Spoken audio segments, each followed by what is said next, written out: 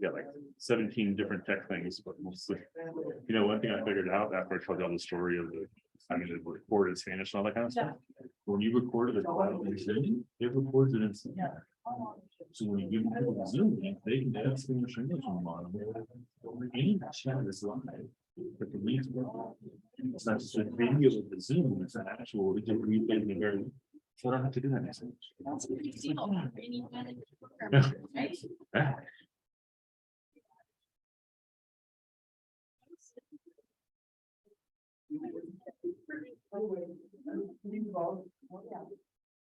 Oh, the other. Yeah, huh? Yeah, so we got a resource, and that I can also have a student right there.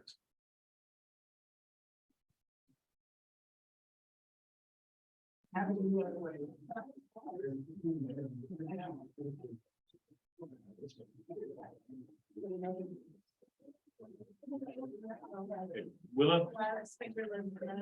Willow. Not very good.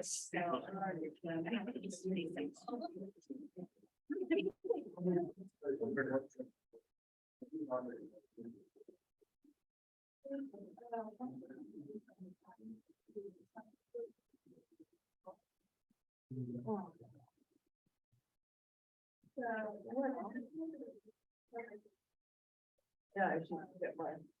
All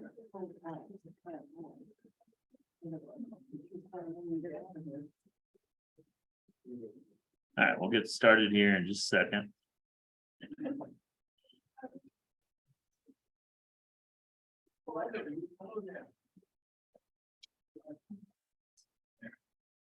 So with the weather, we decided to make this hybrid. So we are going to be streaming and have it on Zoom and have people here as well. So we'll also be able to kind of record it. One thing I'll do, this one won't be as interactive as some of the last ones because it's kind of more content going through, but we'll have some time for Q&A and then I'll be able to hang out for a little bit afterwards. But we're going to use something called Poll Everywhere, that if you have a smartphone, you can just kind of answer a question or two and they'll be able to do that online as well. My students are here, so when we do Poll Everywhere, if you don't want to mess with it, you can just vocalize it and they kind of get your answer in. But if you want to deal with it, I've got some handouts here. You either just go to the web page, or if you know how to do the QR code, you can do the QR code and it'll kind of pull it up automatically. Right? I'll just pass a few of these around. If my students can raise their hand, I got a few of my students here. If you want any help with the technology, they'll be happy to kind of come by and show you how to do it as well. Okay, I have a smartphone there.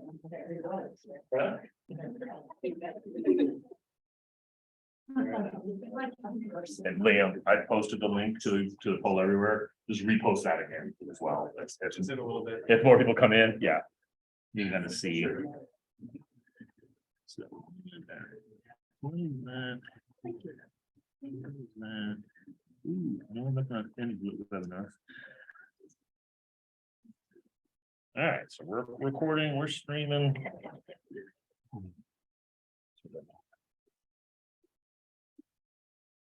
Okay.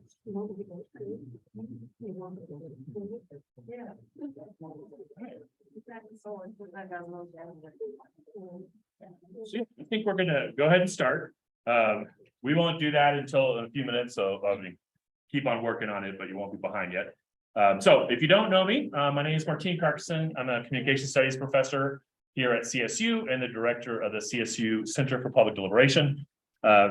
This is Scoop. This is an event that we do every third Wednesday of the month, or generally every third Wednesday of the month. It's connected to the Deliberative Journalism Project that I'll talk about briefly in a second. And it's just a chance to come together and kind of talk about local issues. What we often do is we pull something. Colorado Conversations is a weekly question that we put up on the Coloradan, invite people to kind of engage and kind of discuss it. So we tend to kind of pull topics from there and design kind of more of an in-person event. This one's a little bit different. It does stem from a Colorado Conversations because we asked probably mid-December or so, like what can Democrats and Republicans work together on in Limerick County or something like that, right? And that one didn't go so well, not so surprisingly, right? That, kind of polarized, people kind of talking past each other, those type of things. So we decided, hey, what we can do. Originally, we were going to do this in January, and then it got snowed out, almost got snowed out again today, but didn't have as much snow. To talk a little bit about polarization and kind of share some tools and some skills to depolarize, right? So that's going to be the focus primarily of our discussion kind of today. So let me share my screen.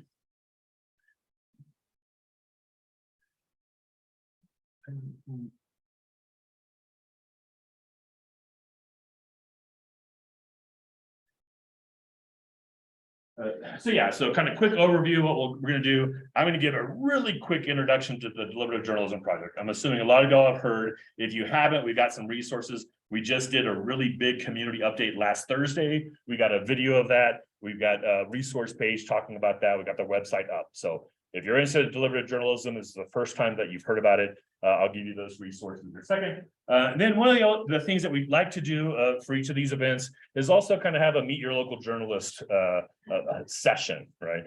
Part of as we try to rebuild trust in journalism and support local journalism, getting to recognize journalists are part of our community. They're here, they're real people. I think it's kind of part of that process. So I'll be introducing Blaine here in a second and give him the floor to talk a little bit about his work with North 40 News. And we'll have a little bit of time for Q&A.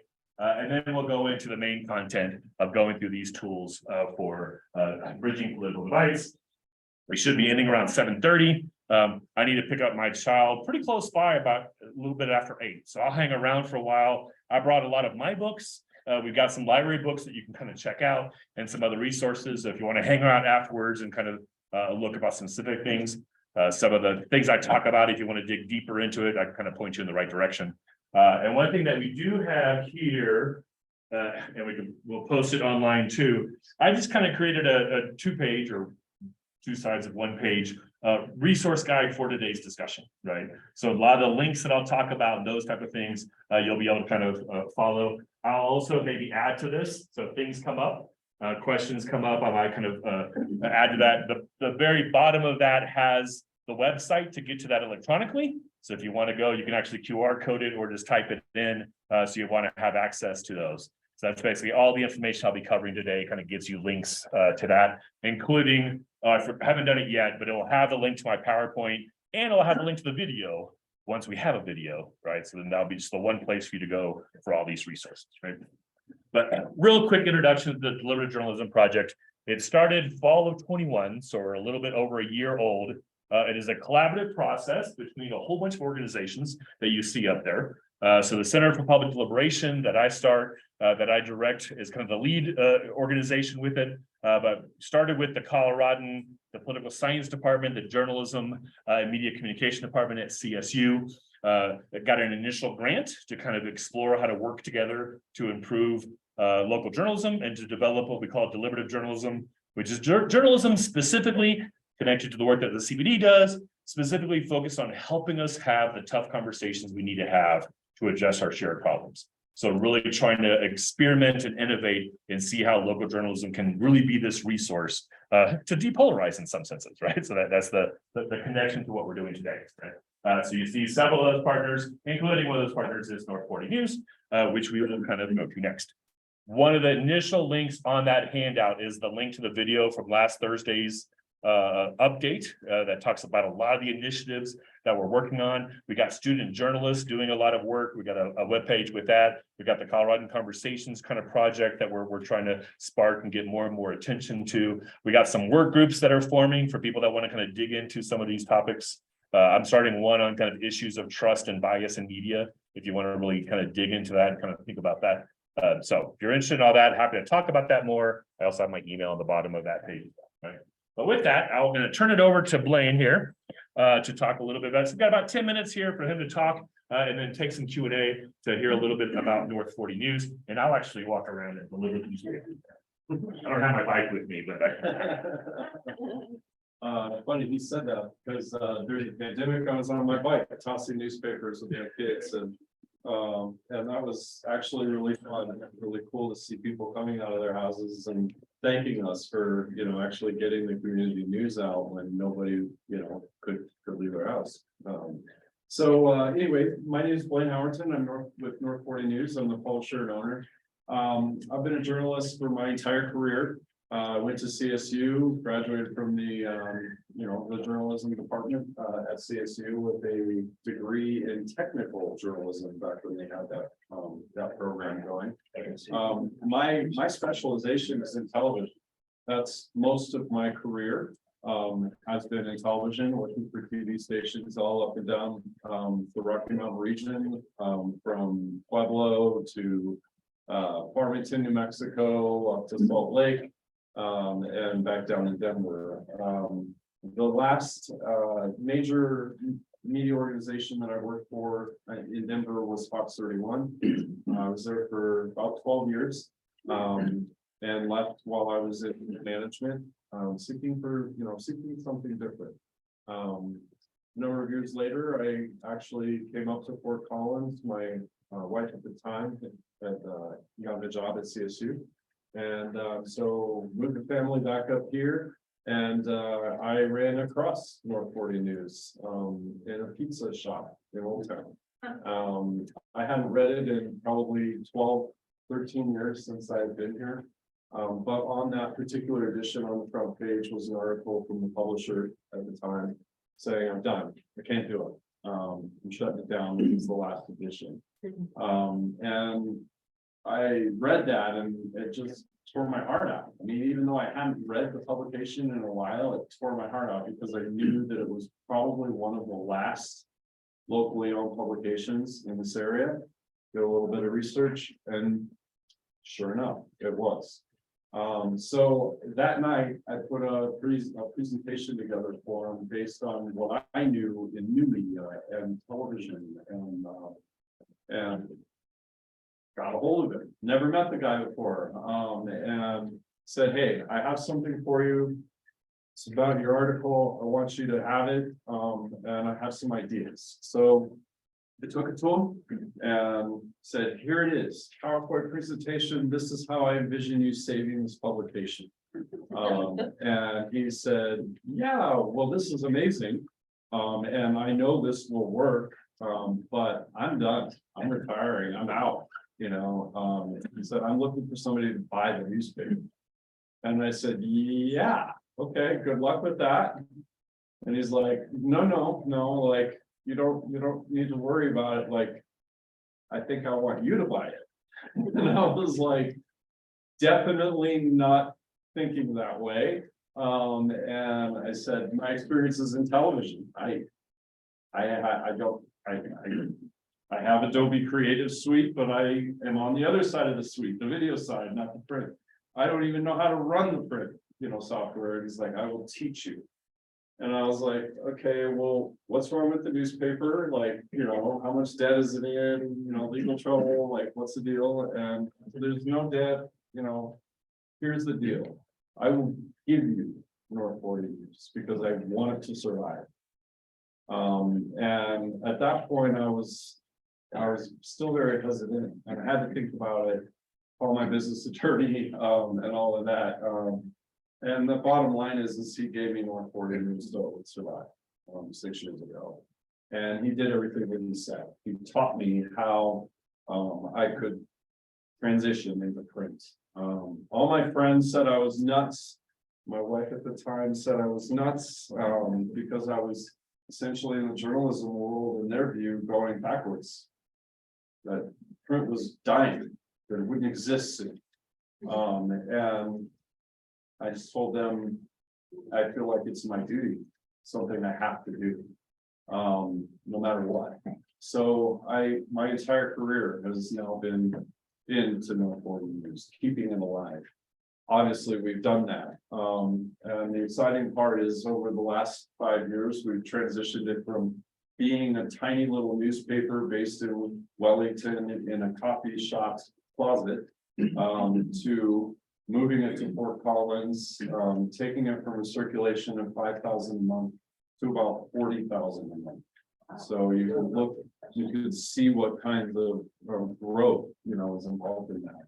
North 40 News is now a weekly. It comes out every week, hopefully on Mondays. The week is good. I'm really proud of where we've gotten with it. The thing is it's not easy. This is a really hard thing to do on a weekly basis. To pay for this newspaper, it's our biggest expense, even over salaries. And paper is on the rise even more. Our print bill in January alone went up 30%. So how does a local newspaper survive when the biggest bill goes up 30%?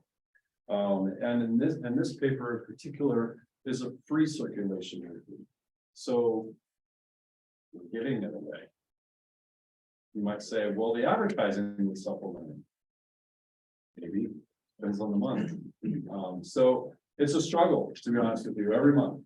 And there are months that I eat ramen every night for dinner, so I can, and that's no joke, so I could survive. Yeah. Thank you for the dinner. 20 minutes ago, I was in my yard chopping wood, so I have grocery money. Literally, this is the hardest work I've ever done in my career. But it's very fulfilling, and I know that it needs to be done. So hoping that this year North 40 News can grow, can get bigger. We're working on some digital initiatives now that would kind of be, I think, supplemental to our revenue. We're also working on diversification of revenue, doing things where this journalism entity will actually get involved in selling things, getting involved in events, maybe getting involved in the nonprofit world. So we are at a crossroads to where this business must be looked at completely different. Speak a little louder. Sure. Sorry, I'll try to do that.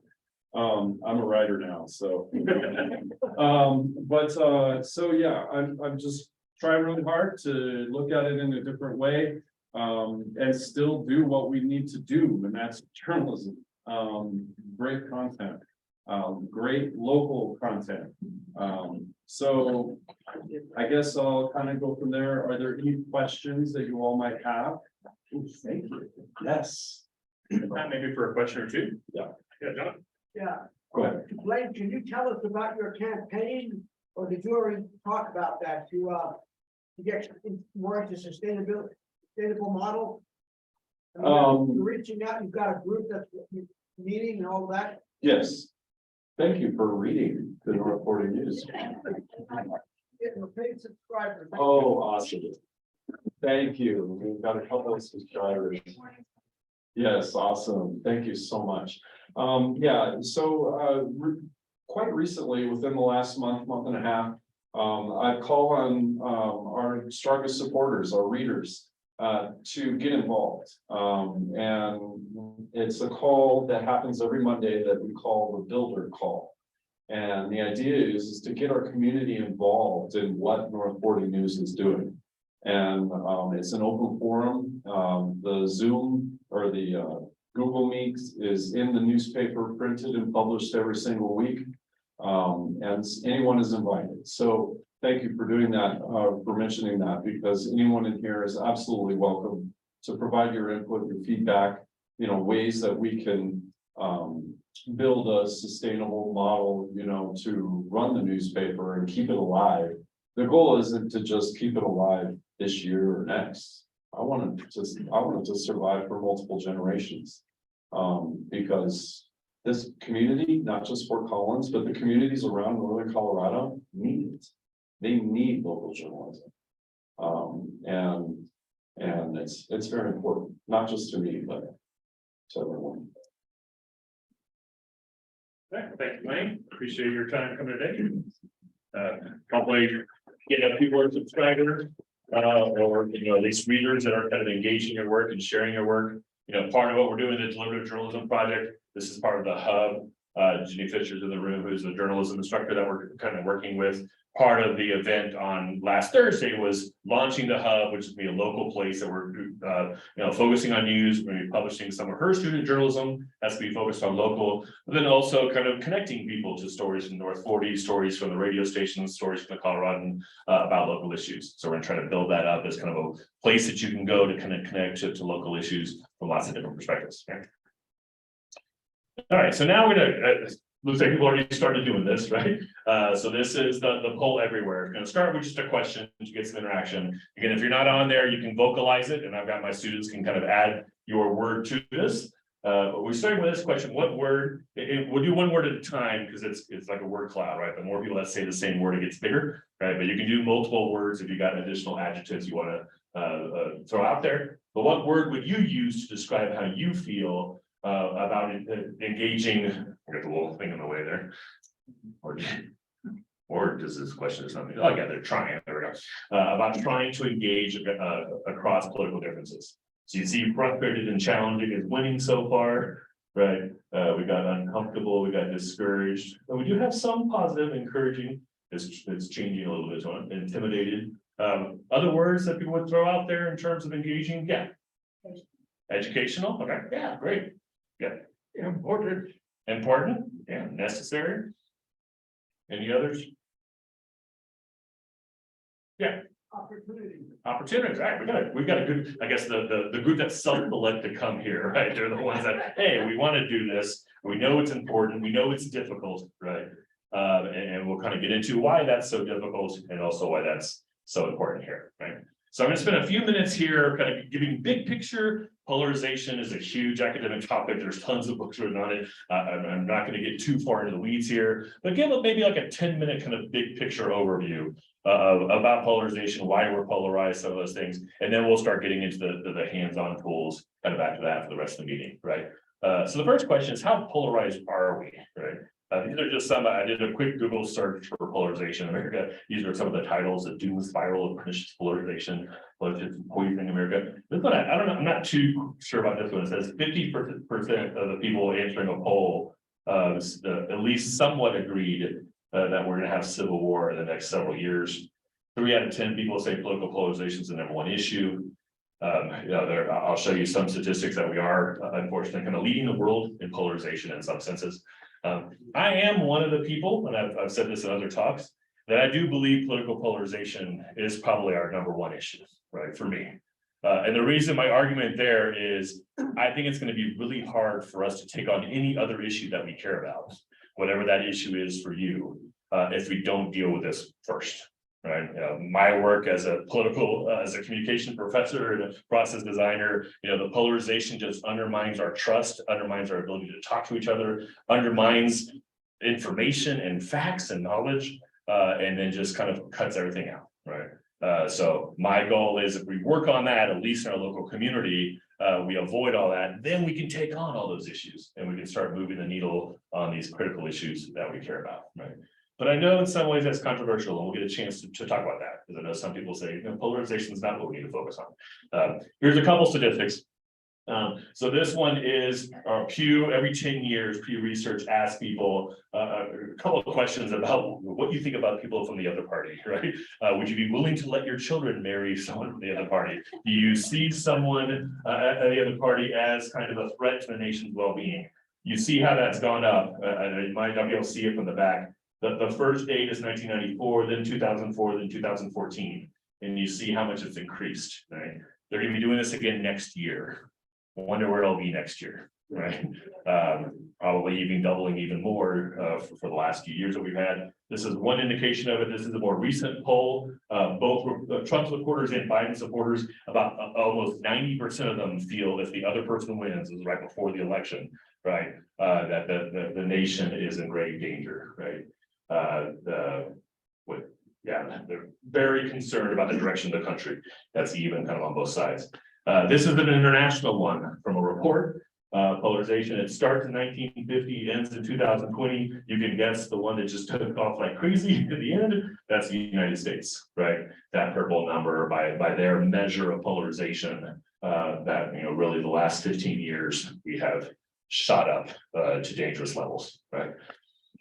So I do a lot of work in this area. I do a lot of work in social psychology, brain science. Many of y'all probably heard me talk about this in some of the other talks.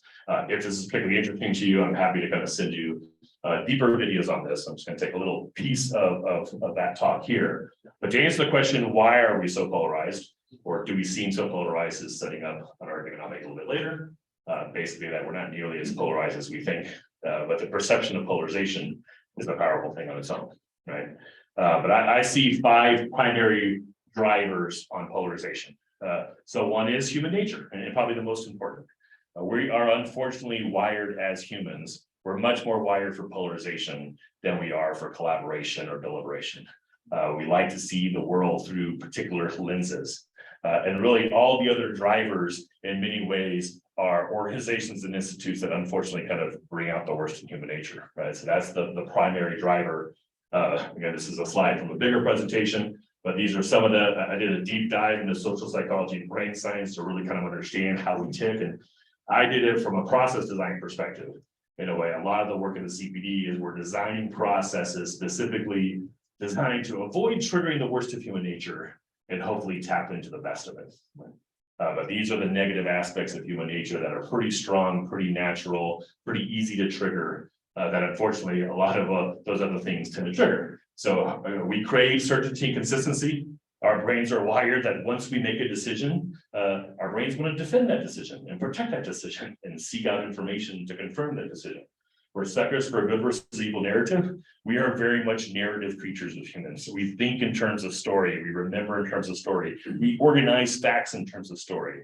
And our favorite story is a simple good versus evil narrative with a hero and a victim and a villain. And once we decide who's playing what character, we see the world through that and we assume the motives. We assume really good motives of our side and really bad motives of the other side. And that's what drives us apart in so many ways. Right? Our brains are really good at getting any new information to fit within that existing narrative rather than allow it to challenge that narrative. Right? And that's the reality that facts often don't change minds because of the power of these kind of problematic features. Right? We strongly prefer to gather around the like-minded. We're also, as humans, very social creatures. Jonathan Haidt calls us groupish, right? And he frames it groupish in terms of we're actually not selfish. As humans, we're not individualistic. We're designed to be in teams, to be in groups. There's some good things about that. There's a one book I have called The Power of Us. You can tap into that kind of social thing in positive ways. Unfortunately, you can also really tap into that in negative ways. By defining a them and dehumanizing a them and justifying atrocities, right? One of the books that I've been digging into is one book called Making Monsters, and his newest one's called Less Than Human, Why We Demean, Enslave, and Exterminate Others. It's all based on that basic notion of wanting to be in teams, needing that identity. And sometimes the easiest way to have an identity is to compare it to another, right? So how do we take that on? How do we bring out the positive aspects of that? My initial academic training was in argumentation, how people make arguments and defend arguments and support arguments, and how do you make distinctions between a strong argument and a weak argument. So this fourth one's really important to me because those first 3 make it really hard for us to think well, right? We're really good as humans of cherry picking information and finding what we want out of the information and just focusing on what we want to. And that again starts kind of creating a negative feedback loop, gets worse and worse. And then the last one is particularly important to my work. If you heard me talk about wicked problems, but humans are really bad at tensions and dilemmas. Again, we want certainty, we want simple. Most of the tough issues that we're dealing with are wicked, which by my definition is they inherently involve lots of underlying values that don't fit together. We have to make some tough choices. We have to work through some difficult trade-offs. We don't like to do that. And if there's people offering us saying, you don't have to do that, here's a simple solution, it sounds really good, right? So that takes us back to the other drivers, our political system, particularly our national political system, a 2-party system. taps into that us versus them, either or, red team, blue team, right? You have an easy side to hate and an easy side to kind of identify with. The media, hopefully not local media, that's what we're working on, is to make local media a resource, an opposite resource, a deliberative resource to bring us together and help us have those tough conversations. But more broadly, national media, politicized media, they know human nature, they know how to take advantage of it, right? They know that drama sells, that conflict sells, that we want our victims and our villains and our heroes. And they know that if they focus on dilemmas and tensions, people are turning the channel or stopping reading and so forth, right? And then the internet, which is wonderful in so many ways, also unfortunately tends to bring out the worst in us, right? It makes it so easy to gather around like-minded people, so easy to kind of cherry pick information, to pick the worst examples of the other side and send it to all your friends. And then you get the dopamine hits, likes, you get rewarded for simple stories with internet, with social media, right? And you get punished in many ways of trying to do nuance. And then the last one, which is a newer one I'm engaging in, and you'll see some of the tensions in my own talking about this. But it's clear in our political environment, we have bad faith actors. Amanda Ripley, who's a journalist, uses the term conflict entrepreneurs. Another fun term is the outrage industrial complex, right? But the basic idea is there's a lot of people getting really rich and famous, making us angry, taking advantage of human nature, of selling us those simple narratives, right? And unfortunately, that gets incentivized in lots of different ways.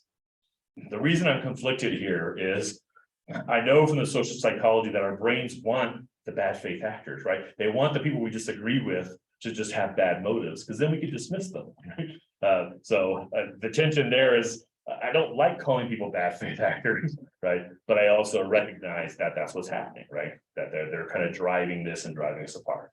Most of those are more national, right? So at a local community, we can kind of control that, but that's one of the things that we have to think about, and that's certainly one of the drivers of taking us apart, is the people that see those four things and see an opportunity, taking advantage of it. Unfortunately, some of our loudest voices. All right, almost done with the intro, but I do want to push back on myself here, right? So try to show my own, push back on my own sense of certainty. I've read lots of articles over the years that explicitly say polarization isn't the problem, right?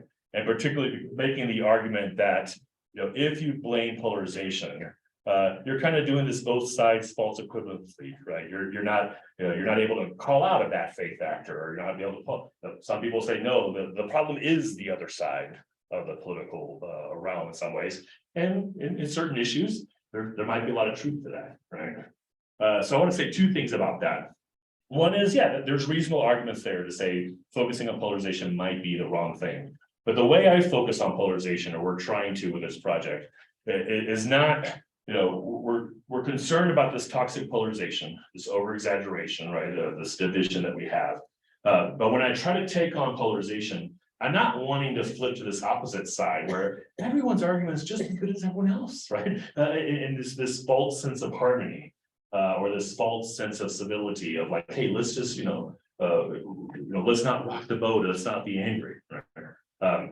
There's a lot of productive ground between those two things, right? So a lot of my work is pushing back, being too far over there on the left side, but it's not because I want to switch to the other side. My focus is a very pragmatic focus that if we deal with polarization, we start having better conversations. And when we have better conversations, that's when facts matter. That's when the quality of your argument matter. That's when values matter. And that's when we actually kind of move forward. Right? I've heard, some of y'all have heard this from me before. If the issue truly is bad faith actors and people holding us down, they love the fact that we're all yelling at each other, right? Polarization gives them cover. Polarization is what makes those negative tactics work. But if we take on the polarization and kind of take that out, and we start elevating our conversations, then, if you're so sure your side has the best argument, right? In a polarized environment, it doesn't matter you have the best argument, right? Because it doesn't work. It's going to fall flat on the other side. So how do we change those conversations in a very pragmatic way so we can move forward, right? All right, so that's the intro. So now we're going to share a few tools. In a second here, I'm going to stop talking just me so much. I've got parts of a TED Talk that I really like that gives you a good sense of Braver Angels. And just one that kind of digs in some important ways that I'll show. But we got 5 tools that we picked out today to talk about, right? And your resource guide has you links to these. Some of these, most of these are kind of national organizations. Some have the ability to have local chapters that if something excites you, you can explore. Some of these are more hands-on things that you can use that we'll share with you. Quite a few of them, if you look on your resource page, have online trainings coming up, right? So if something sounds interesting, you can jump on. I think 2 of them are on the 23rd. So there's 2, but at different times. So you kind of tap into some of these if you like. I know Willow, the grad student that's working with the CBD, has gone to some of these trainings. Her master's project is kind of focusing on how do these trainings do polarization. So we'll hear a little bit from her here in a second. Right. But the first one I want to talk about is Braver Angels. This is a national organization. This one in particular is really focused on bringing reds and blues together, right? So they're really taking on a lot of the work of the CBD is like, we just try to avoid party politics, right? We just don't talk about the Democrats and Republicans. Braver Angels takes that on directly, right?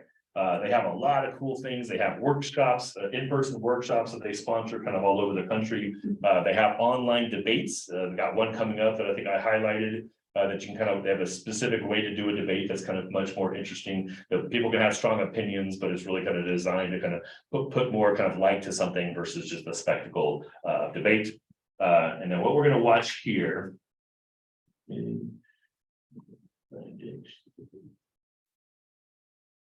is a talk by Monica Guzman. So Monica Guzman published a book last year, a really good book called I Never Thought of It That Way. Right. She'll tell her story at the beginning of this. I don't need to set it up too much. It's an 18-minute TED Talk, but we'll cut out about 7 minutes in the middle. But you have a link to it if you want to kind of see the whole thing. But I think she does a really nice job of capturing, and then we'll spend some time after this of reacting to this. So as you're listening to this, what do you like? What do you not like? What do you want to push back on? And we'll have a little bit of time to kind of have some discussion as we go there.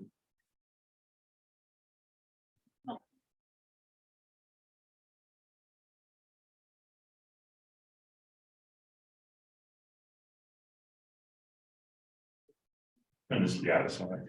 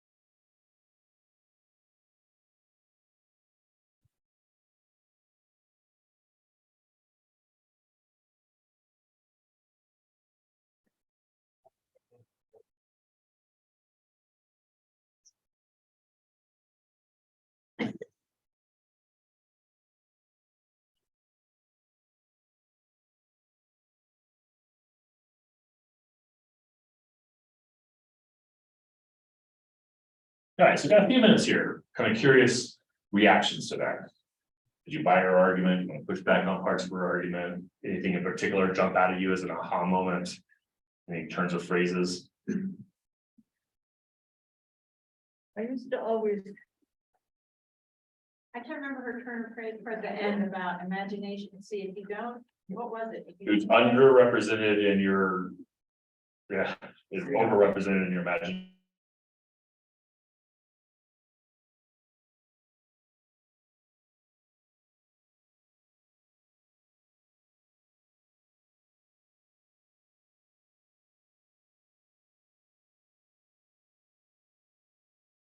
I got good values and define them by what they're against. But they're probably not against that, right? Again, that's a similar argument I made if you see me talk about wicked problems is the part of the assumption there is in many ways we all have the same values, we just rank them differently.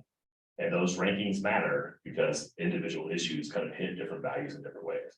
But with bad communication, we misconceive kind of those differences. Any other thoughts or reactions? Yeah. It reminded me of a conversation I had with a neighbor. He saw me cleaning my driveway and he had noticed that in the past I had political signs in my yard. And I had one from his party. The rest of them were not from his party. He goes, "You got one good sign there." And we laughed, and he said, "I'd like to talk to you." And he started asking some of those questions, why I did things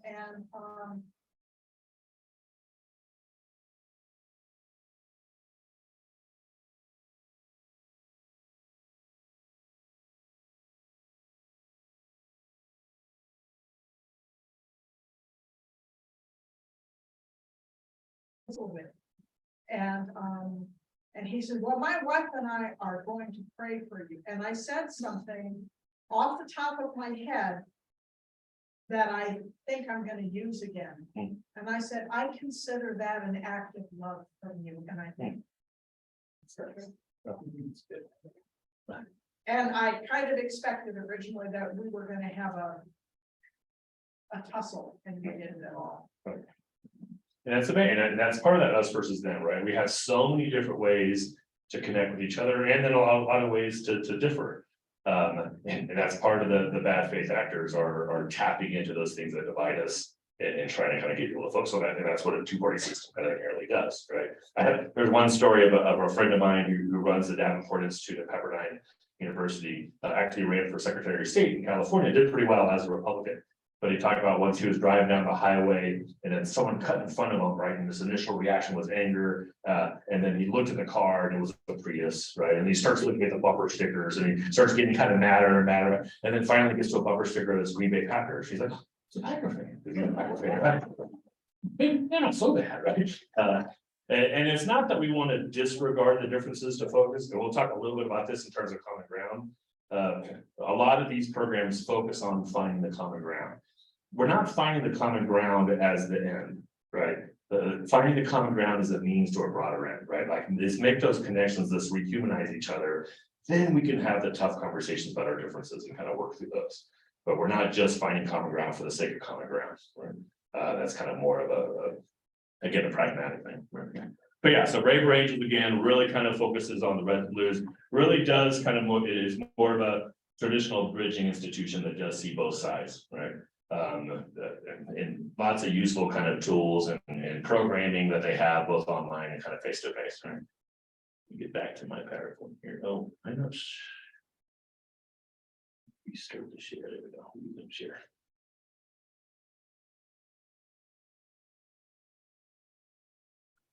So the next one is the Better Arguments Project. And I guess I should say I'm part of the Scholars Council for Braver Angels. I don't get any funding for them or anything like that, right? But I do. And I also was part of the Aspen Institute's Better Argument Project initially, some initial meetings, getting feedback to kind of develop this. So they're doing some interesting work. I have a few copies of one of their main reports if this is something that kind of jumps out to you. Eric Liu, who runs Citizens University up in Seattle, does a lot of really interesting stuff. He has this one program called Civic Saturday, where he's really trying to kind of borrowing from faith institutions of having a gathering, coming together, reading scripture, but more kind of patriotic kind of things, having a speaker, singing songs together. Sabrina Slabowski-Tipton, who's the managing director of the CBD, went through that training. We did a few of those. It was right at the beginning of COVID, right? So we did some online ones, but we might get back to that. That's just a chance for people to come together in a different way and, connect on the us. But Eric has got some great TED Talks about this work. I like it in particular, again, because my background is an argumentation scholar, right? So argument for me, there's always two meanings of argument, right? There's an argument like we're arguing kind of back and forth, like having a fight. For me, argument is, hey, you're making a claim, right? You're making an argument. And certainly a big part of living together in diverse democracies is us having good arguments and thinking about how do we, listen to each other and hopefully have systems where, better arguments get elevated and bad arguments kind of get exposed. So he makes the claim, it's not that we need less arguments, we just need better arguments. And sometimes he specifically said we need less stupid arguments. So he has some principles on how to make good arguments. I actually went to a program in a library or Kennedy by, I think it was in Thornton, that brought them in to kind of model this, right? So this might be something that the CPD can model at some point, kind of going through. Again, good resources online. This is a new part that I wasn't kind of connected to, so I don't know as much as I was kind of pulling some things. So they have these 3 principles. They talk about 3 principles of arguing better, of understanding the historical context, that you do need good information, right? That it can't just be pure opinion, that we need emotional intelligence. That's a key part of what we do in CBD. You need to understand the social psychology and brain science, right? And figure out better ways to help people have this conversation. And he does a lot of work on the importance of power, understanding power, and how power can be kind of created in some important ways. So it's not always determinate from a top down. The thing I wanted to focus on primarily is he talked about 5 principles of a better argument to kind of think about how do you have these tough conversations. These are the ones that when they have the meetings, they go through this first and then they kind of give people a topic to kind of dig into. The first one, taking winning off the table, is a critical one, right? Particularly if you're trying to have a conversation. You got that a little bit from Monica Guzman as well. If you're going into a conversation at Thanksgiving with your uncle, with your goal of, convincing him he's wrong and he must change his mind and think like you, you're gonna fail, right? And it's probably gonna backfire and that he's gonna leave even more convinced that he was right from the beginning. But if you take winning off the table, at least for this situation, right? You make the goal of the conversation understanding of exploring each other, kind of making sense of each other, those type of things, then you can actually move the needle sometimes, right? I push back on this a little bit, right? I see it at least in the short term. Eventually, though, we have to make decisions together, right? So you can also sometimes overemphasize completely taking winning off the table as you go through. Prioritize relationships and listen passionately. You'll hear the importance of listening and tools about listening kind of quite a bit tonight and all these different ones. Pay attention to context. Embrace vulnerability. And the notion if you expect the other side to potentially change their mind, you have to be willing to potentially change your mind as well. Right. And normally the human nature is to go in ready to fight, you're sure of your side. Unfortunately, certainty sometimes is persuasive, right? So we kind of urge ourselves to kind of do that. That tends to not work, right? In lots of ways. So there's new research coming out on this, and it's easy for me as a PhD with the privileges I have to say, I should be more vulnerable, right? For other identities, embracing vulnerability can be more difficult and not be as effective, unfortunately. And then make room for transform, where you're just kind of opening up those spaces to kind of move together. So really interesting program. They actually have a training in a couple of weeks, just a virtual training for free. People are interested to kind of dig in more, but just one of those tools. The next 2 directly kind of get at the argument I set up a little bit earlier, that we're incredibly polarized in some way. It's hard to say we're polarized more than ever, that we have had a civil war, right? But if you look at the polls and you look at the mean-spiritedness kind of tied to this, it is something different that we never really had in many ways. At the same time, it's pretty clear that a lot of the polarization is exaggerated. We're not nearly polarized. A lot of it's manufactured. Again, we have a political system that rewards polarizing people as a political strategy, right? So these next two, this is more in common. It's actually an international effort, but they also have some, a lot of resources here in the US. That basically does research to try to figure out what do we have in common. I try to push back at least on the exaggerations. They got two reports in particular that are really interesting that I gave you the link to, if this is interesting to you. I think this one may be about 2 or 3 years old, but they did a study of political perspectives, getting beyond just kind of left and right, progressive, conservative. They made the argument that there's 6 tribes. I know you probably can't see that very well from the back of the room. On the left, progressive activists, then traditional liberals, then passive liberals, then politically disengaged, then moderates, traditional conservatives, and then devoted conservatives. And you can kind of see the percentages here down on the bottom. Can't see on the very bottom, but basically we feel so polarized, we feel so, but mainly it's because I think the way they have it, these 2 columns and that column are the most active. They're the ones that are speaking the most, active on social media, the dominant kind of voices out there, right? And the phrase they use for basically the middle 4 is this just exhausted majority in some ways. That some have disconnected completely. But really interesting report that really kind of digs into that. They worked on it for a couple of years, really trying to understand these things. This is a newer one. So this is 19, so still a couple of years ago. Or wow, 4 years ago now, right? But this is one specifically, we're seeing more and more examples of this kind of work. Monica Guzman talks about this a little bit in the middle where I skipped, right? Some of this research. Basically what they do is they ask Democrats, what do you think Republicans believe, and vice versa. And then they show how wrong people are, right? That our assumptions about the other side are very exaggerated in the percentages and lots of different things. You're not gonna be able to see this, but just a couple examples. Again, I'll add the PowerPoint if you want to dig in, or you have a link to the report itself. So this is the gap between Republicans' actual views and Democrats' estimate.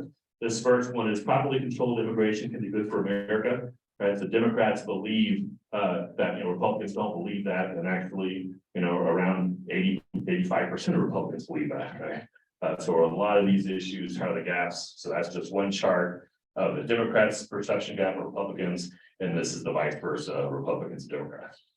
So then when we actually dig into what we actually believe versus what we think we believe, still certainly some big differences, right? I'm not saying, hey, if we just have a better conversation, everything will just be fine, but much more manageable. We're often kind of making huge assumptions and caricatures of the other side. Very similar project with an organization I worked with for the last 20 years called Public Agenda, great national firm that tries to do, it's kind of a polling firm, but tries to do much more in-depth polling, really talking to people, not just kind of like a survey, answer questions. But they started this project about 3 or 4 years ago. They have several different reports on different issues that they're doing polling in focus groups and discussions. But a big part of that is to try to find the common ground, right? Instead of the typical media move of like highlighting the differences and kind of sparking that interesting thing is like, hey, where on these different issues might we find ways to move forward? Because we're finding points of agreement on tough issues like immigration, like policing, like a recent one is specifically about journalism, right? So they have these different reports, a nice little 15, 20-page reports on different issues. But the whole focus is on how can we find ways across perspectives, some key beliefs, some key things that people are interested in that we might be able to move forward on. So really kind of useful resource. The next one, I'm going to pass it over to Willow to talk about the work that she's been doing with Unify America.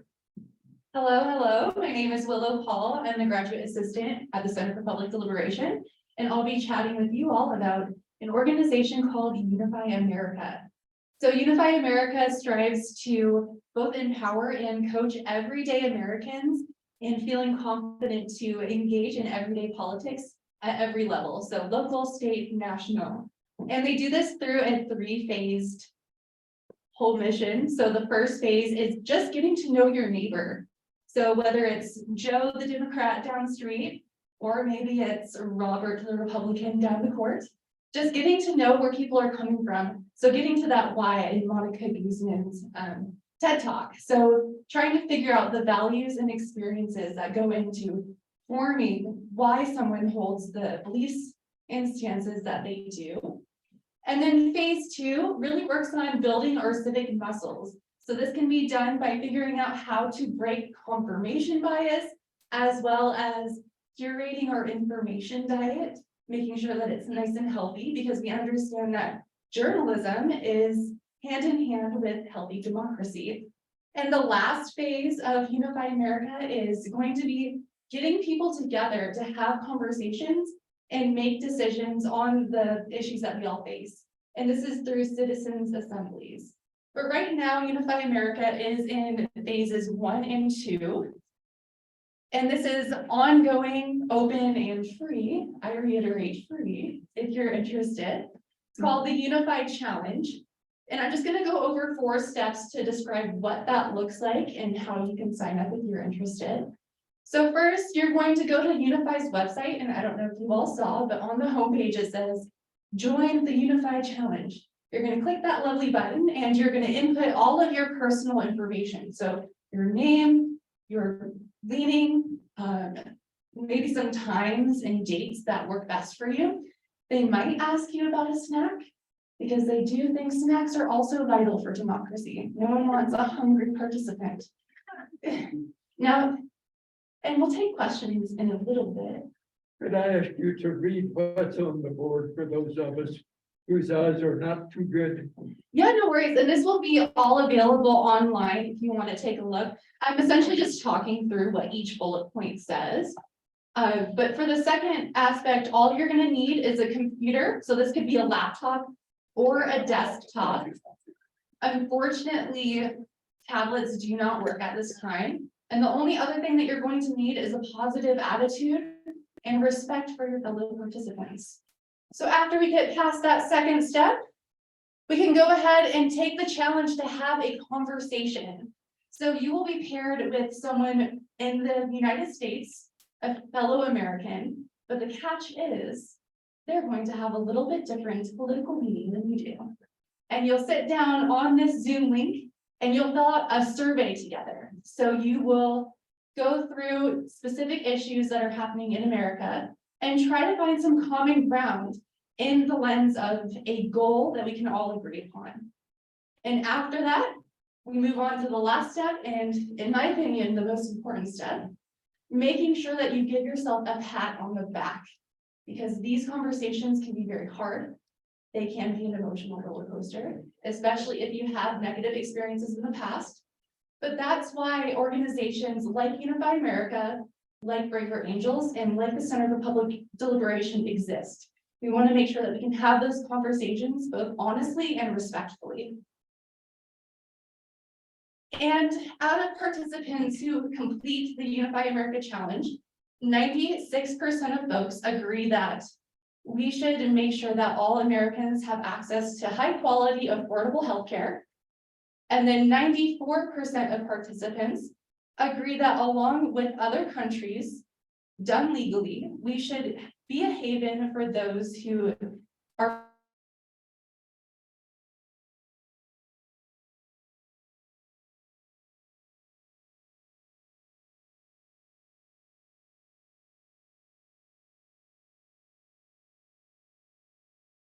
up with a student from another college, and again, who has a little bit different of a political leaning than you do.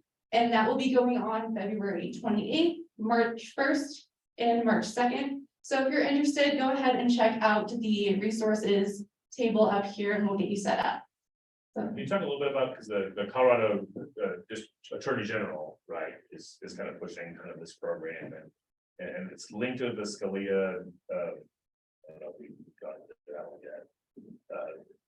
Phil Weiser, who's the Attorney General of Colorado, kind of came to campus to talk about it. He's the one that actually introduced us to Unify America, right? Because they're wanting to kind of use some of those kind of tools, and for Colorado to kind of be a hub for this kind of work. yeah, so he's one of the partners for Unify America, and there's also a YouTube video. I can update the resources page, and the Attorney General goes over all of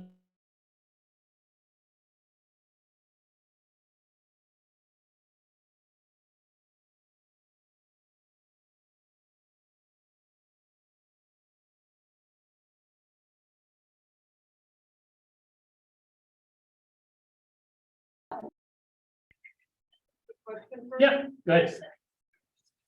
different than the braver angel? I'm just curious about. Yeah, sure. It sounds She's the one that's gone through the training. Yes, so I've gone through the trainings for Braver Angels and Unify America. Braver Angels is going to be more of like giving you tools and techniques to apply to your personal everyday lives with like the folks that you engage with every day. So your family, coworkers, whatever it may be. Unify America is more of let's have the conversation with a stranger. So someone that we know for sure is different politically from us.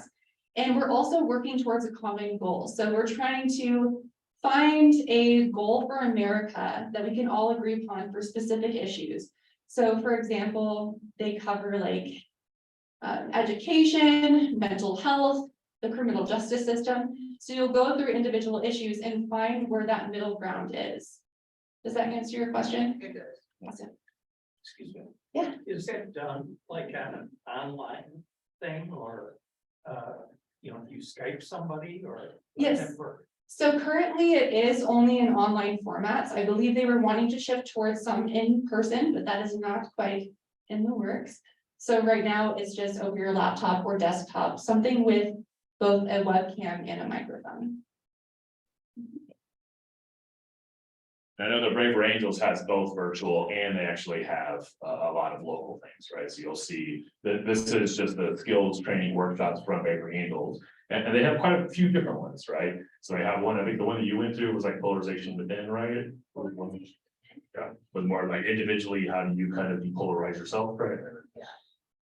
But there's others, and certainly the ones that I know the most, I've read examples of and studies of is they have these red and blue workshops where they try to get about 10 people that are Republicans and 10 that are Democrats, and it's kind of all they think. So Monica Guzman's book, and a little bit of that part that we skipped, she talks specifically about a pretty big program that she did in rural Washington state. That she took a bus of about 15 Seattle liberals to a rural community, and I spent a day or two together of just kind of learning to talk to each other, kind of going through it. Monica Guzman's talk, I think one of the reasons it resonates with me is my immigrant parents also happen to be Trump supporters now, right? So it's been helpful for me to kind of learn from her of ways of trying to open up those lines of conversation. Though I'll admit they're not all that open. Okay, this.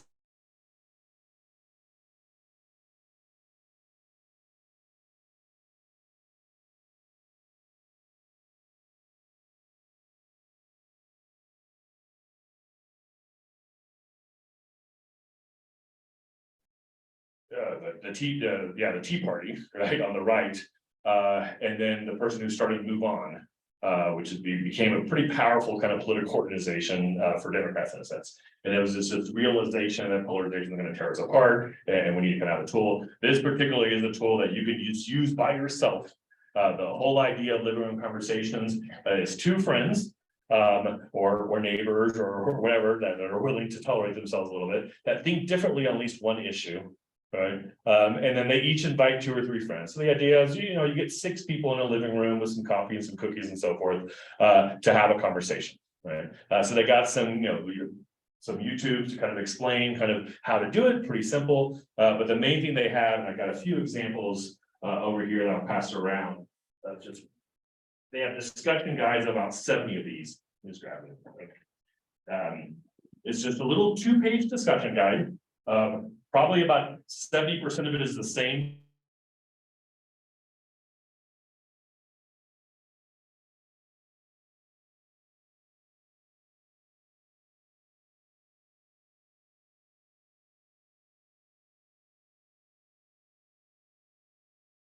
Hot topic. It has some discussion questions to kind of dig in. And then the third section, the conclusion is just a few questions like what did you learn, kind of reflections.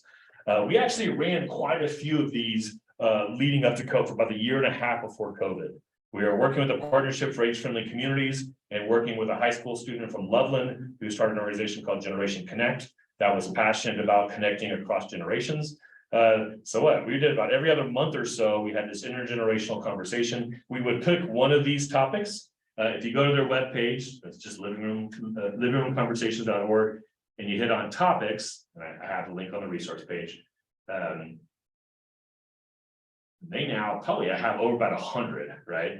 So here are all these topics that they develop. They do a little bit of research. You know, it has a few paragraphs of setting it up. Sometimes they might have a link to a video to watch beforehand or so forth, but pretty minimal, right? And it's just a set of questions to kind of walk through. We did these again with a mixed audience of high schoolers and over 65. Probably did about 6 or 7 of these, and they're just great conversations. I mean, like, we're hoping to get back now that we're kind of getting somewhat past COVID. We're hoping that we get some funding to kind of start that back up. But again, this is designed for something for you to do in your own living room, right? Just to invite a few people over, and again, you see a broad range of topics on there. So nice little tool just to give you a little bit of help to have a conversation, so you're not just kind of on your own, kind of going through it. Let's switch now to. So 2 other quick ones I'm just going to mention. We're not going to dive into the tools. They're kind of more umbrella organizations. So one is the Bridge Alliance. And I'm actually going to go to their website just to show you the reality that there's a lot of people, while we're polarizing, there's also a growing movement of people that realize we need to figure out better ways of talking to each other, right? And then these aren't people that are just neutral, don't have values, right? Again, there's a pragmatic notion to this, like we need to figure out ways to address our issues more productively. So the Bridge Alliance is basically an alliance of organizations. I'm not going to go through all of these, but just to give you a sense of it, these are all the organizations that are part of the Bridge Alliance. Some of these are national, some of these are kind of more focused local, but these are all kind of a growing model of civic organizations that have some sort of commitment of bringing people together across perspectives to deal with our shared problems much more productively, right? And it keeps on, I'm about halfway through there, which is that list of organizations. So going to the Bridge Alliance, you get connected to other organizations that are doing that.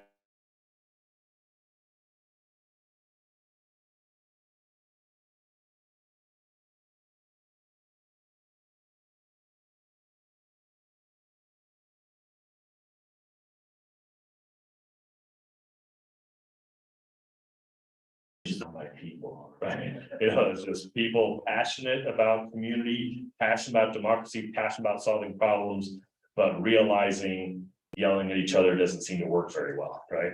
So a lot of them have passionate political beliefs on different sides of the issue, and for instance, probably primarily progressives. They've always struggled kind of getting more conservatives involved, right?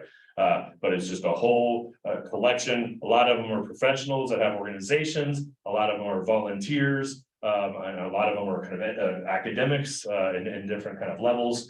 But it's by far my favorite conference. They used to do it every other year. It's been canceled by COVID for a couple of years, and it's going to be back. So in October in Atlanta, I'm hoping to take about 20-25 students to go. But if you want to visit Atlanta and you want to meet lots of people doing really interesting work, they have great skills shop. It's about a 3-day kind of conference.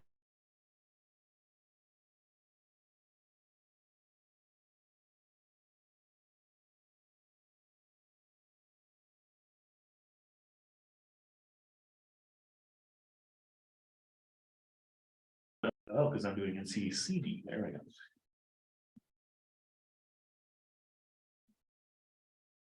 But they also have a wonderful web page with lots of different resources. This is one of their meetings, and their resource page I'll pull up because in the picture is Sabrina Slagowski on the left, and right behind me is me. Most of their pictures, every one of their conferences, we take 20 or 25 of our students that kind of spread around. So most of their pictures are CSU students in the variety of the pictures. They have a great beginner's guide. They have a great resource guide of a lot of just more of the process stuff. How do you kind of engage people? How do you learn those skills? And then if you're a YouTube person, they have their own YouTube channel with lots of different content on how to do this work. All right.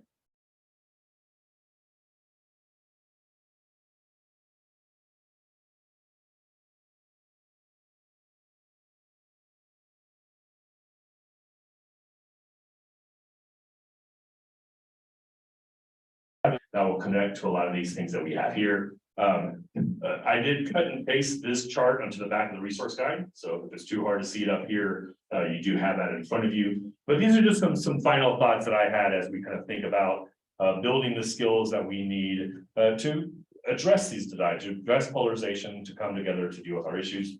And I kind of divide it here, both in terms of like the individual, what you can do as an individual, the individual skills you have, you need to have in the community. And the point that I have here, an appeal for the critical importance of both, is recognizing just you individually changing how you engage with people is not going to be enough, right? We have a hyper polarized environment. And if you within that environment, are the one that's wanting to listen and kind of engage, you're going to kind of get run over, right? So we need more and more people to have the skill sets for talking across difference, but we also need to work together.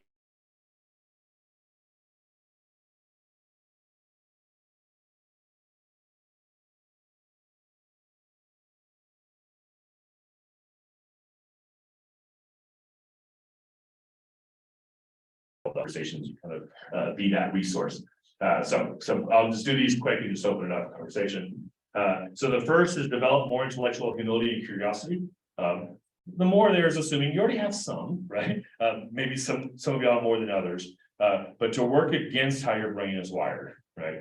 To recognize your brain, wants certainty, wants simplicity, and push back on that, right? And learn kind of how to ask questions and challenge yourself, learn how to have a better information diet, right? Seek out information that might challenge you, and that curiosity. Monica Guttersman focuses on curiosity a lot. I have a couple other books about curiosity. It's becoming kind of a really interesting kind of research, academic kind of research area of how do we kind of tap into that. One book by Adam Grant, Think Again, is a great book. He's got some good TED Talks too. He's a great writer. That, for more kind of a popular audience. Retraining your brain to think again and kind of question some of the assumptions you have. Build up your skills for listening and asking questions. We talk about this a lot about if you think about your educational career starting in kindergarten, and if you did any higher ed and so forth, how many classes that you took that were about expressing yourself, right? Whether a presentation or writing or dance or whatever, right? We're constantly told how to communicate out. How many classes have you taken now?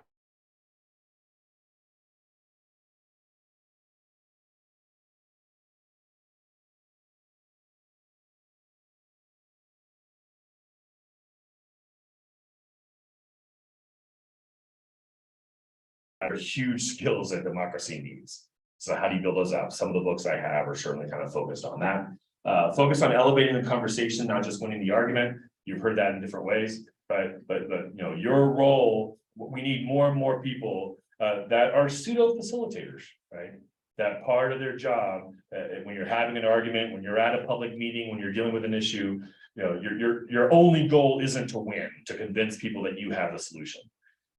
More and more, hopefully, your goal is to help people have a better conversation, to listen to each other, to help bring people together.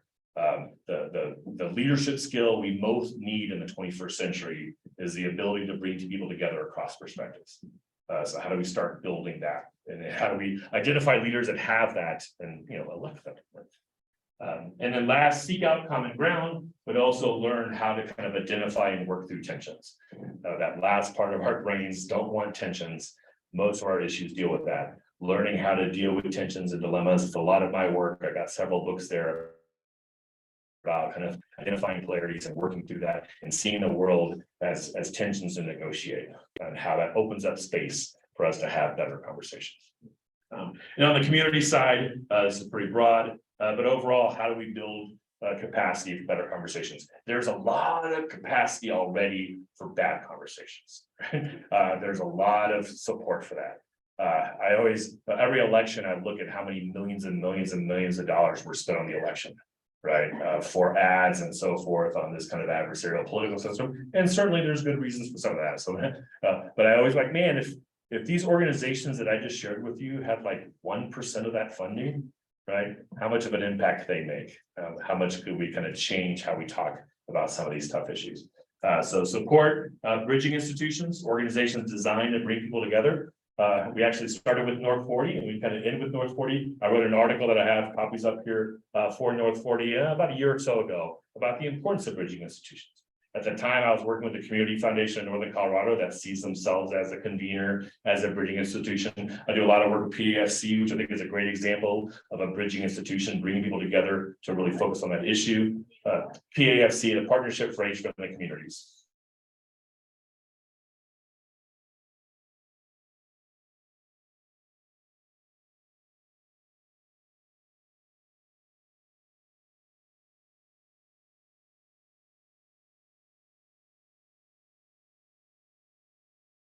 We need places to gather across perspectives and have discussions. We have the advantage in a local community of proximity that we can be real people talking to each other. Right, so how do we build up those chances for people to have conversations across difference? And then obviously with the work that we're doing, engage and champion quality local journalism, particularly with what we're trying to do with the Deliberate Journalism Project. That sees itself as a bridging institution, sees itself as trying to build up the skills and create forums. The Colorado Conversation, we're trying to build this up as a civic space, a place online for us to go to have tough, important conversations about local issues. Supporting the journalism, supporting North 40 News, supporting our public radio stations, and build up that civic society that we've lost in so many different ways. Right, but we have the power to support and kind of build that up. So with that, we got still a few minutes here for any additional questions. At 7:30, I'm going to let you know if you kind of want to honor your time. But again, I'll hang around till at least 8, talking about some of these resources and any other things people want to kind of dig into. Yeah. You do this every third Wednesday here. Yeah, so the scoop is generally every third Wednesday, right? I think we skipped December because it's December, right? But yeah, we try to pick a topic. So I think we started in October or so like that. So I think this is our 4th one or so. And it's everything. Often we know this is a little bit more presentation than the other ones. Normally we do a lot of kind of discussion, and we actually do this fun thing where we lay out the room. So we have like tape on the ground, like strongly agree, no opinion, and people stand where they, so we'll ask a question, people have to stand. And but today, since we have a hybrid of people online and so much content, we didn't get y'all moving around as much. But we did one on housing, we did one on journalism, we did what was the first? Well, first one was housing, right? Oh, great. Yeah, we did one focus on ranked choice voting right before the election, the city election with that. So yeah, we'll just pick an issue often coming from the Colorado Conversations. Potentially, if there's a particularly rich conversation online, then we kind of pull some ideas from that and try to do something interactive here. We don't normally stream, we just did that because of the weather, knowing that some people might not want to come out. And since this was more content based, but if that worked, we might still try to do that somewhat. You have to sign up to come. I know I had to sign up. Yeah, we do have an RSVP, there's not a huge room, right? So to kind of ensure your space, but it's not like we check RSVPs as you're walking in, right? So you're welcome to come, but just so we have an idea of how many are coming, and if we have space, we can keep on publicizing it, right? If it's getting pretty close to full, then we don't do as much. Yeah. Yeah. Have you incorporated anything from, I believe there was a series of books called Nonviolent Communication? Yeah. And I think they were teaching it at Naropa for a while. Yeah. Yeah, so I probably should repeat the question for the people online.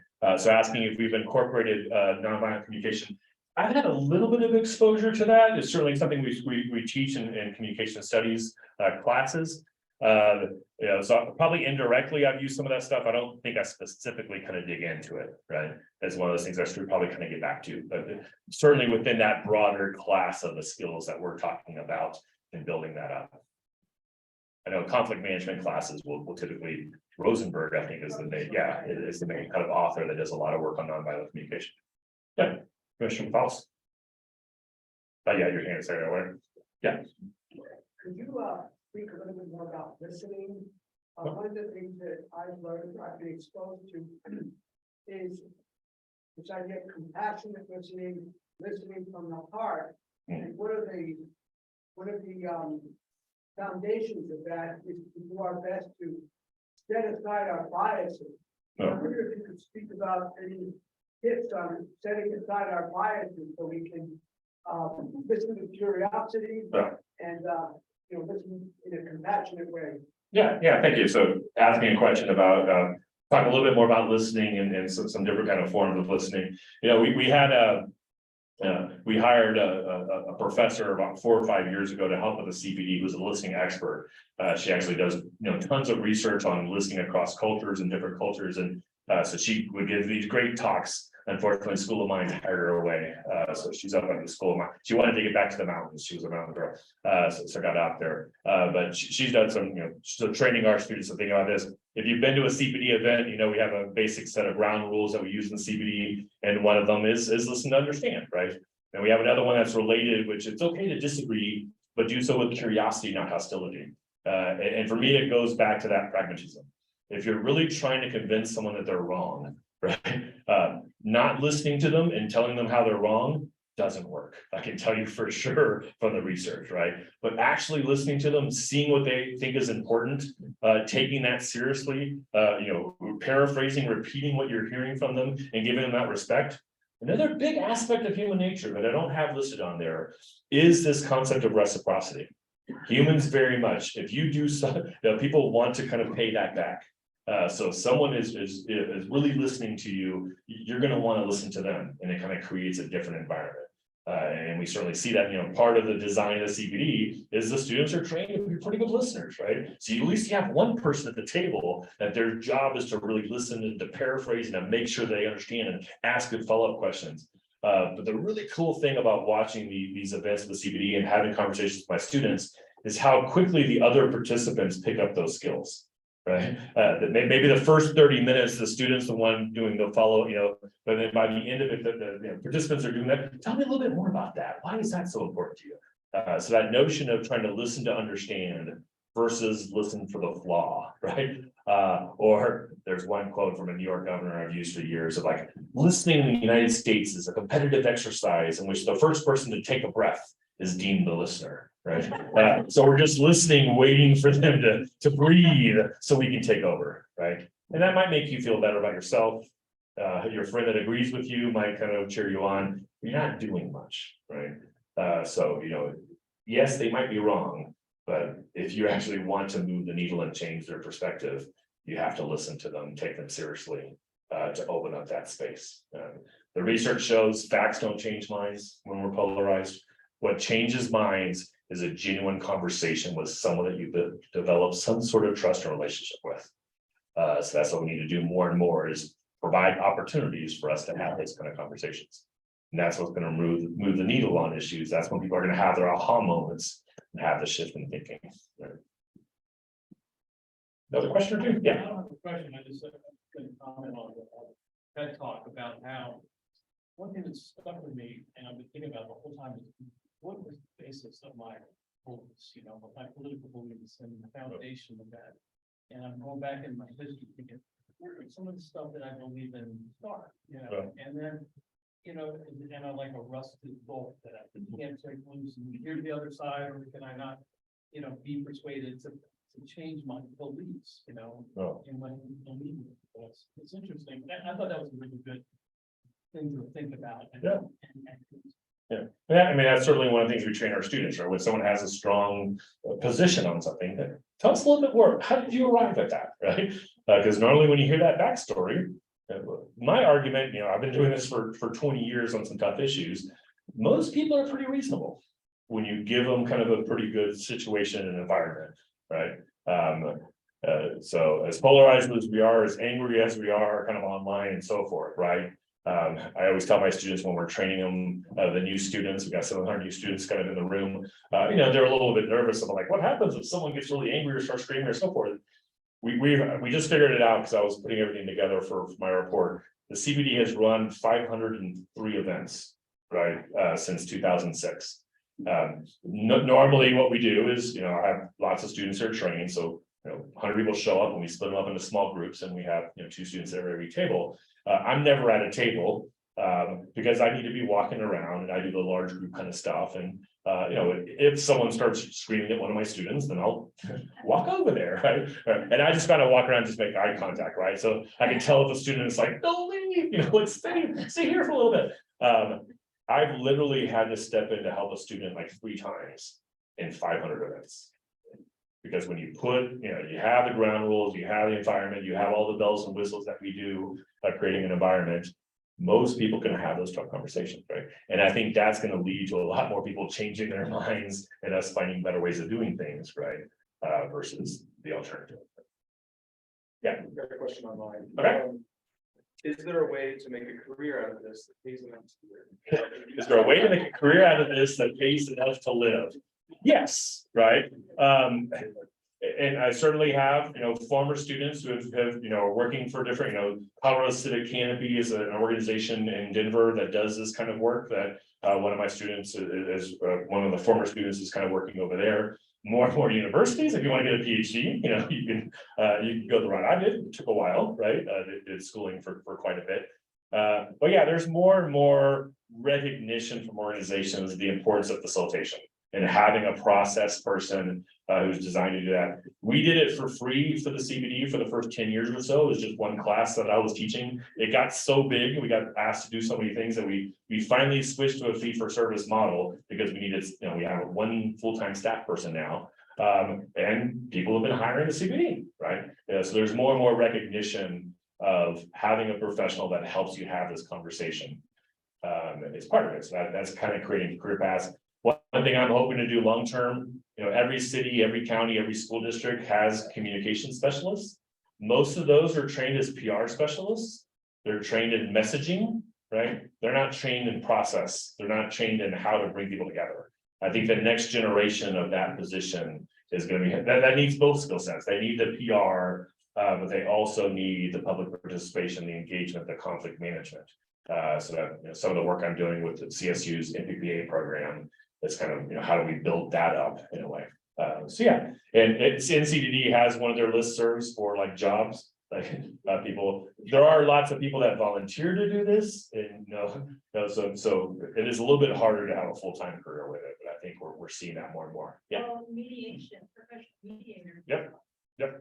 Yeah. When first time I went to NCDD, it was funny because so there's me like a recovering academic, right? That didn't want to just write papers for other academics. I wanted to do something. So I was there. You had a lot of like recovering lawyers, right? That realized the adversarial model and their community mediation was much more interesting. You actually had a lot of recovering activists, right? I had one in particular that I talked to that I think she had a heart attack at 51, and she was like, I can't be this angry the rest of my life, right? So she kind of focused on the so it's an occupation and lots of people are kind of reinventing themselves and finding ways to do with that. All right, we are after 7:30, so I do want to kind of officially close it to honor people's time. But again, I'll hang around. These first two tables are my books, so please don't just take those. The first table are library books, so you can check them out for free. So you can grab some of those.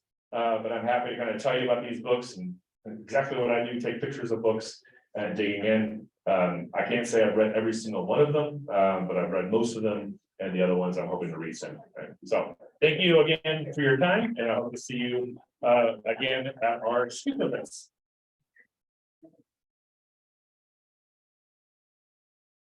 One quick question, what does CDP stand for?